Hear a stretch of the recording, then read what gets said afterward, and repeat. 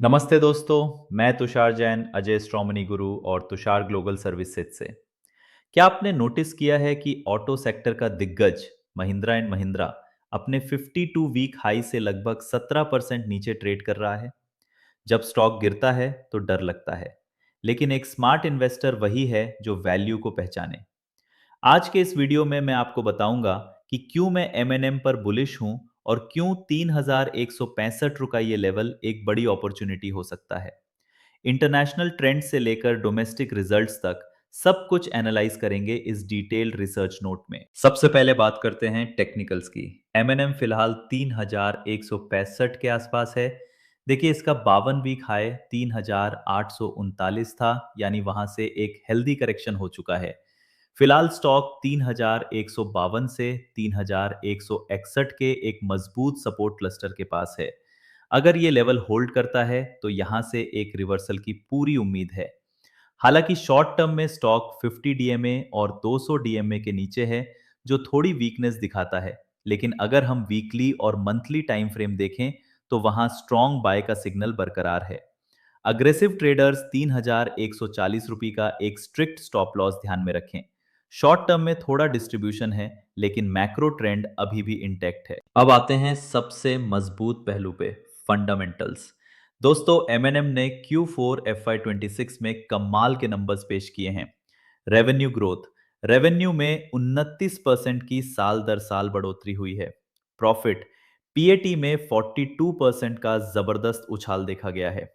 Consistency, पिछले 20 quarters से company ने लगातार रेवेन्यू कंपाउंडिंग दिखाई है। मार्केट लीडरशिप, चाहे वो एसयूवी सेगमेंट हो, एलसीवी हो या ट्रैक्टर्स, महिंद्रा हर जगह नंबर 1 है।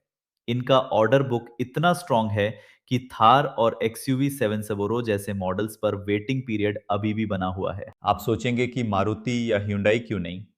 तो ये कंपैरिजन देखिए। एमएनएम का पी रेशियो सिर्फ 21x के पास है, जबकि मारुति और hyundai 28x पर ट्रेड कर रहे हैं।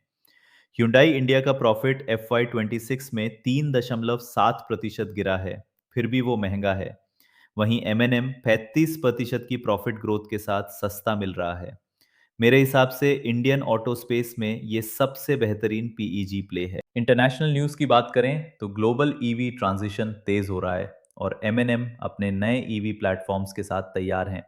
हालांकि कुछ रिस्क पर भी नजर रखनी होगी। एक, मॉनसून। फार्म इक्विपमेंट से गवर्नमेंट मॉनसून पर काफी निर्भर करता है। दो, प्रमोटर होल्डिंग। 18.4% की होल्डिंग थोड़ी चिंता का विषय हो सकती है, लेकिन इनका diversified business model in risk को काफी हद तक बैलेंस कर देता है। बड़े ग्लोबल ब्रोकरेज हाउस से सभी एमएनएम पर फिदा हैं। जेफरीज का टारगेट 4,500 रुपए है। नोमुरा 4,662 का टारगेट दे रहा है। एवरेज कंसेंसस टारगेट 4,325 रुपए निकल कर आता है, जो सीएमपी से लगभग 35-40% का अपसाइड दिखाता है। मेरा असमेंट 3,100 रुपए से 3,201 बेहतरीन एक्यूमुलेशन जोन है। 12 महीने का टारगेट 3,800 रुपए से 4,000 रुपए। स्टॉप लॉस 3,050 रुपए। तो दोस्तों, एमएनएम एक फंडामेंटल जायंट है जो फिलहाल शॉर्ट टर्म करेक्शन में मिल रहा है।